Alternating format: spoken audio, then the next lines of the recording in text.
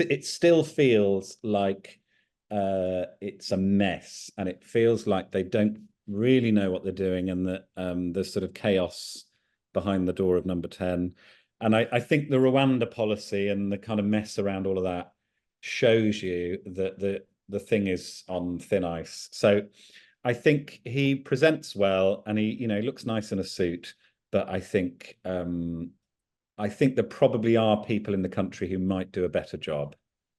So, Joe Lycett, why sewage? Why not? Bit of fun in it.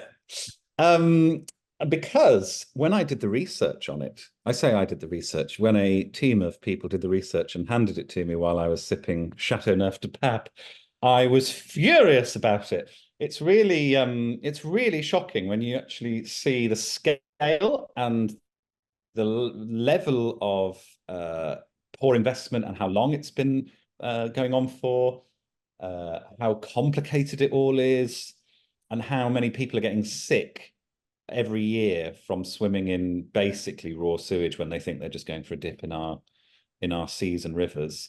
I started to get really angry, and when I get angry, that generally makes for good television. And the thing about sewage, because sometimes if there's like a scandal that people are cross about, the more you dig into it, the more you work out, oh, hang on, there is this thing and there's another thing and it's complicated. But this is just a straightforward thing of in 2024, we are routinely pumping poo into rivers and seas where people might want to go swimming. Exactly, yes. And they refer to it as a spill, but a spill sounds like, oh, I've spilt a glass of Chateauneuf de Pape. Whereas actually a spill in their terms is actually often leaking sewage for hours and hours and hours a day. Sometimes it's just like a spill can go on for hundreds of hours. So it's full leaks. It's the volume is hard to quantify, but there's basically, massive amounts of raw sewage going into our rivers and seas pretty much every day. If you look at the map of where is safe to swim around the UK, it's basically not anywhere. It's extraordinary how we've got to this position where we're an island and we can't swim in our seas. Were you previously someone who went in the sea? Have you stopped going in the sea as a result of doing this? Matt, I live in Birmingham. I couldn't be further from the sea. But I do, yeah, I like to go in the sea. I like cold water swimming, and I like to go in the sea when I can, when I'm at the coast. But these days, I just wouldn't. I think it's dangerous to go in a lot of the waters around the UK. And you hear of people getting illnesses that are permanent. It's not like, oh, I get a bit sick and then I get over it. Some people get inner ear infections, which change their lives forever. It's not something that is quick to get over a lot of the time. This can be life-changing for people. So you take this issue, and obviously, there's an issue which people have been banging about. The Times had a campaign for the last year on rivers and all that. So you discover that this is an issue. You get cross about it. How do you Joe Lycett it up? Yes. Well, we always get, with my shows, we always have a really strong journalistic team. So we have a really good journalistic team on this, as we always do. And so we try and merge their journalism essentially with comedy and try and make it light and entertaining and not too newsy, but with strong journalistic background. And we've got a whistleblower from one of the main water companies who we speak to in the program, who gives us some really shocking revelations about the kind of culture at these companies and how bonuses are paid out to the executives there, and how in some cases, according to the whistleblower, there are incentives to not report spillages and leakages is leakages a word? I'm going to go with it. Leaks. I mean, it's no more euphemistic than spillages, when, like you said, they are literally deliberately turning the taps on. Yes, yeah. What leeks sounds like the vegetable to me. So leakages. That there's an incentive to not, because of bonuses are linked in some cases to the reporting or not reporting of these leaks. And by leak, I don't mean the vegetable. So yeah, we've got a lot of I think really shocking revelations in the program. And then obviously, because there's loads of poo stuff, I just do a lot of scatological humor around. That's it. And we're, hoping for another BAFTA. So one of the stats that leapt out to me, because it's quite difficult to quantify this, is that if you took all of the sewage overflows, leakages, spillages, that happened in 2022, if it was all coming out of one pipe, it would take 200 years.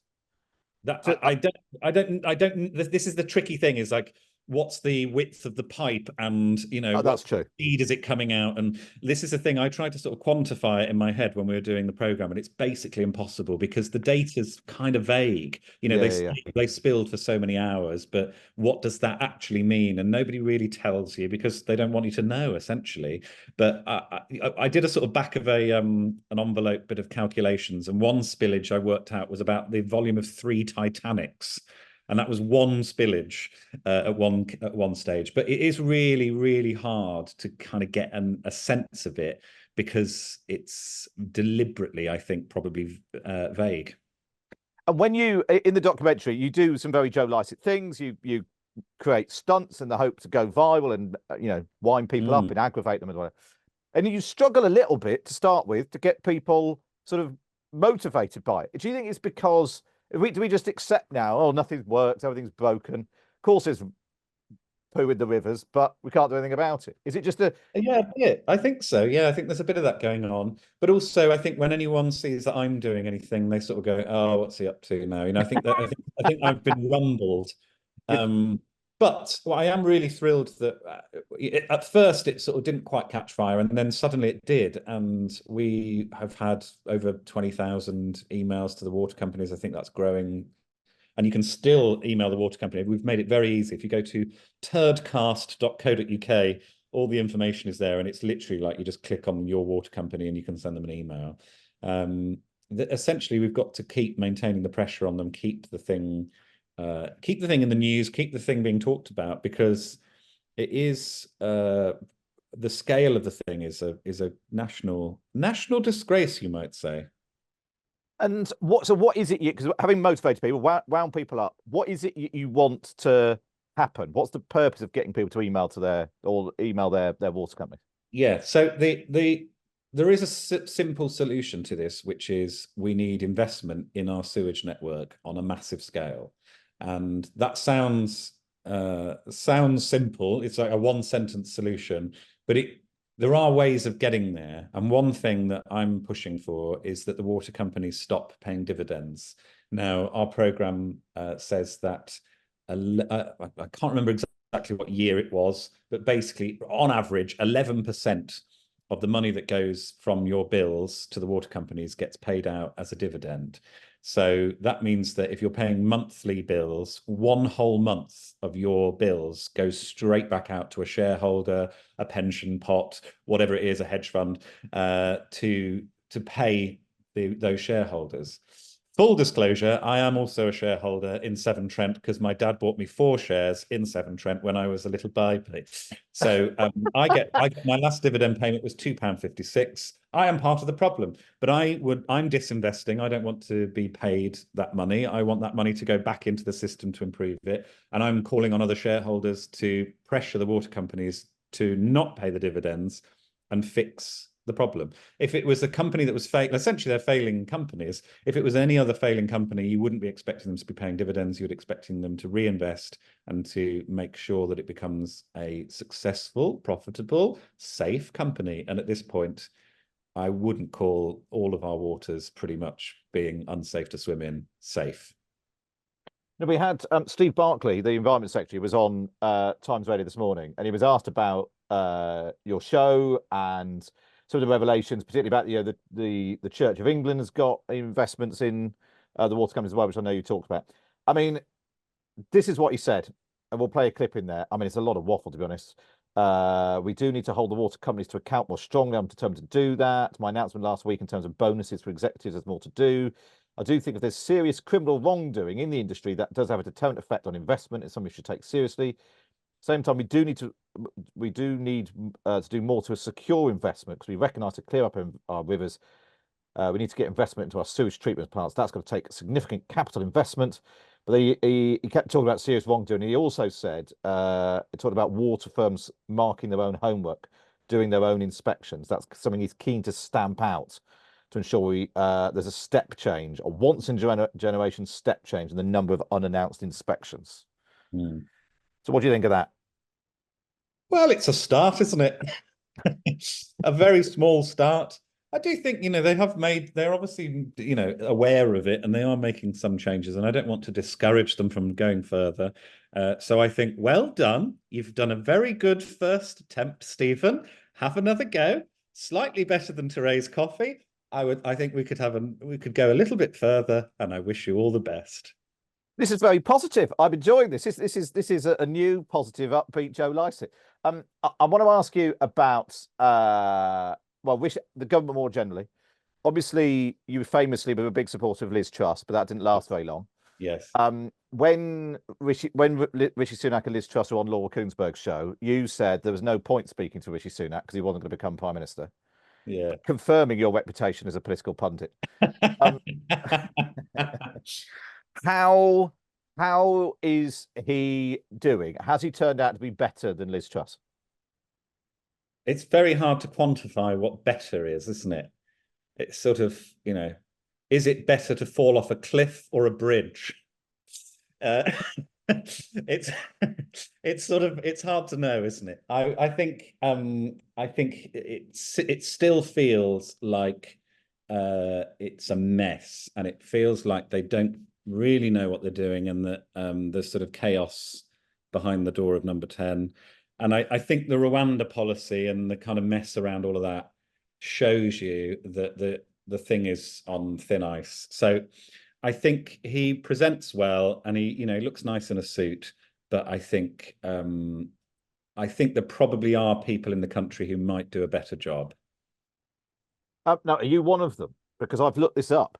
Yeah, I would be better at it drunk, I think. Well, I've looked up your polling, Joe Lycett. I've been on YouGov and I've looked up your polling. Oh no. On net favourability, so all the people who are positive minus all the people who are negative. Yeah. Rishi Sunak is on -26. Yeah. Keir Starmer is on -12. Yeah. Joe Lycett is on +33. Yeah, but the thing with that is I've not got involved in politics particularly, and the minute you get involved, you just drop into the minuses. So I think I would be very low minuses if I started to try and get involved in politics. We take low minuses. That's all right. That's an improvement. Yeah, no, like high minuses then. High minuses. High minuses. That's Would very you? nice. I mean, it's interesting because some people will think, oh, you're just another lefty comedian telling everyone to vote Labour. Well, I'm not telling them to vote Labour because I'm not aligned to any political party. I'm not telling anyone to vote in any way, really. I think people should vote, but it's up to them how they want to vote. I think that has been one thing that I have found tricky, is that I didn't want to be a political comedian. I started out doing letters about parking fines, which is very funny. Thank you very much. Thank you. another plus from the YouGovers. I'm constantly having to explain to people that just butter no parsnips. I say it all the time in meetings. Yeah. And I think it's basically I was aware of it as a phrase, but it's basically your fault because you had a whole thing on it. You had a book on it. Yeah. But I won't be telling anyone how to vote because it's not my place to. But I do think it's acceptable when you've got a government who have really consistently behaved badly, to talk about that, and to my business advisor just tried to come in.